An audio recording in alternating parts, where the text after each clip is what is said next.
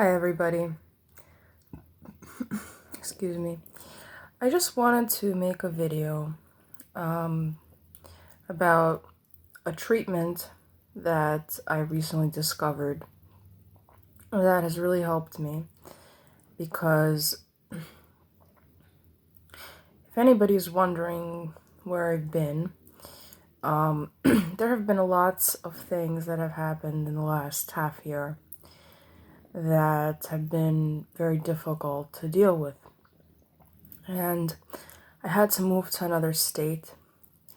I have a scar over here, in case anybody's wondering. A scar over here from a dog bite, because I work with dogs.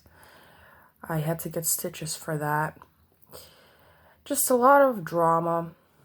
Of course, unfortunately, also involving who I think is a narcissistic psychopath. And it really caught me off guard. I didn't even look for contact with this particular person. They just kind of dropped into my life, and I've been dealing with that. And sometimes when these things happen, sometimes when we are tested and our resolve is tested, we start seeing things within ourselves that we may have thought had been resolved but are not really resolved.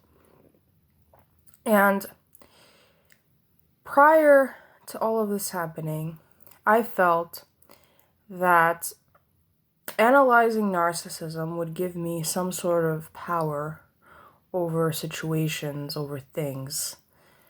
And that through scanning people and trying to find out whether or not they have sociopathic traits, etc.,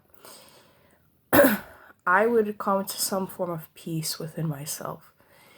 And I would be able to, move on. But it doesn't work that way. And I understand now why. Because the more you obsess about them, and don't get me wrong, I have no sympathy for them. I have no forgiveness for them. I think I still feel very strongly that people that are victimized by these people deserve a lot more compassion than society is giving them. I realize now that the key to getting them out of your life and to gaining power is by taking care of yourself. And obsessing over them and dealing with this topic, it kind of keeps you in this mode of walking on eggshells, of not really engaging with the world, because you're not dealing with the underlying issues that they've created within your physiology and within you as a person. And when you don't focus on that and you focus on them and kind of have like an outward gaze on what they're doing, what they're saying, what they're thinking, yes, it gives you some sort of power in the sense that you understand them and you understand where they are coming from.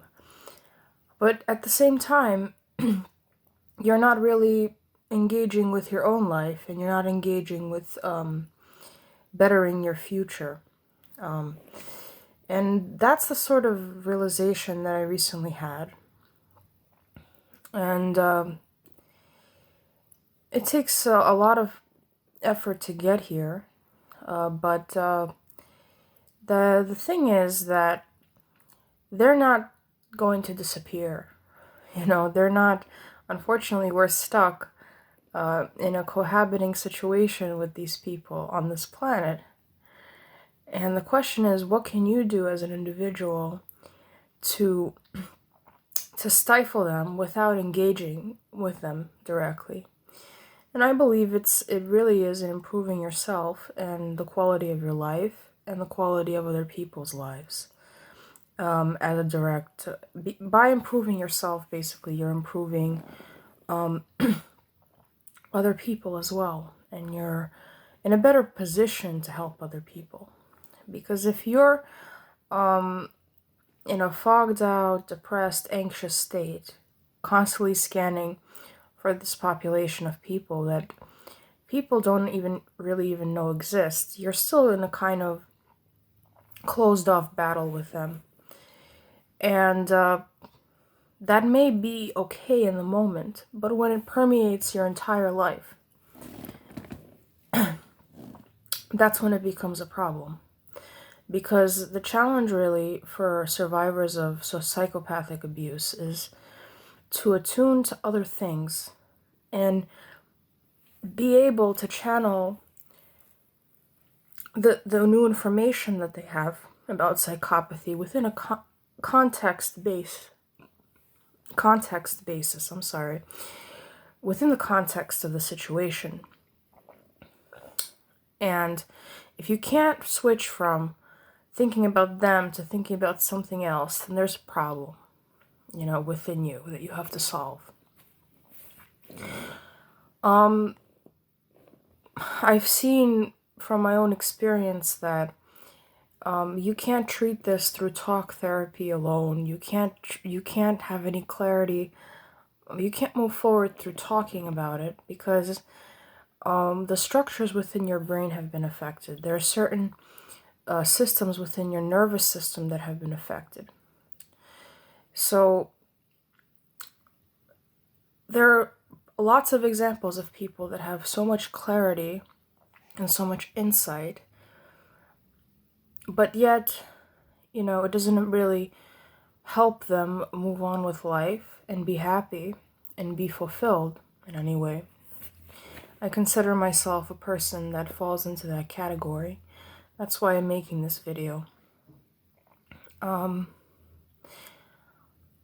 I've thought about it, and I've thought about, do I really do on a day-to-day basis the sort of things that would over time make me healthier, make me more happier, and make me feel safe in my own body? And the answer is no. And a lot of that comes from the fact that I'm so fixated on them, and I asked myself that question, what can I do in order to retrain my focus back onto myself and really be fixated on that? And I want to write a book. Before I wanted to write a book about narcissism per se, but now I really want to write a book about how people that are coming out of narcissism can actually heal their body and their mind from the effects of it. Because I believe that at base, it's a biochemical problem. It's an addiction. And just like any other addiction, you need to force yourself to take on new habits that substitute for the old habits and examine what sort of habits you have now that are damaging to you. So I want to start this whole process on my own, and I want to do this for like a year and do like an experiment. I have so many ideas in my head about what I'm gonna do, and I have a plan. And at the end of the year, I want to record the results of that and write a book about it and sort of do like a 12-step program for people that have survived narcissism.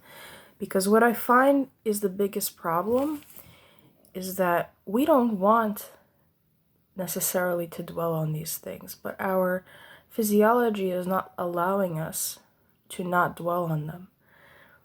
Because they put you into a sympathetic state.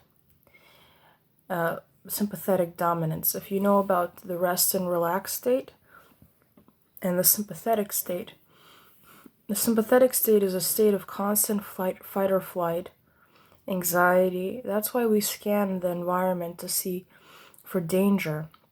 It's why when you work with narcissists, you're constantly looking at what they're doing, why they're doing it, etc. It's not that you want to do this, it's just that your physiology is geared towards looking for danger in the environment and scanning and being hypervigilant. And the main question should be, how do you get people out of that state and back within the state of calm and the state of rest? And a lot of us haven't even been there if we've actually grew up with narcissists or have narcissistic parents, because so much of our early experience has been in the sympathetic zone. So it's almost like an out-of-body experience when you go back into the other zone of parasympathetic regulation. And I think that that is part of the problem, is that we've been so surrounded by them that we don't even know how to function or how life would be like if we weren't surrounded by them. And I started this kind of with supplementation, and I've kind of started it, but I haven't finished it. This process of looking at the body and looking at what we can do to the body and with the body to get us to a better place of calm. And one of the things I've discovered, there's going to be a part 2 to this video. And by the way, the reason why my eyebrows aren't shaved, that aren't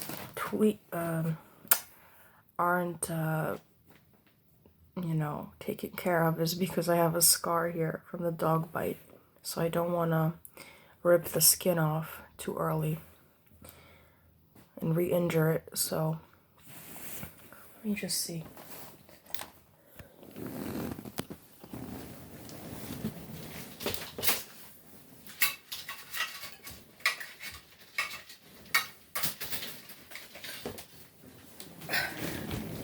Whoa. I've discovered this gadget, recently. This is called the Nuvana Zen. And during this year, I'm not planning to really share my vlogs. I want to first experiment on myself and see what works and what doesn't work. But the reason why I wanted to use this, explain this device, is because it gave me almost instant changes and really reaffirmed my belief that this is all a physiological issue. It's not really a logical issue or something you can resolve cognitively, because our physiology is attuned to looking for them, and because our physiology is attuned to responding to them. And so we need to change our physiology, basically. And the Nuvana Zen recently came out in 2020. It's a tool that I really believe in, and I'm going to make a video after this video because I'm already at the 15-minute time mark. I'm going to make a video explaining the science behind it and why I think that everybody should get it. I'm not getting money from this. I don't have enough of a following to get endorsements, and it's a startup, actually. But it is new technology that I really believe can help people that are coming out of narcissistic relationships. All right? Take care. Kisses.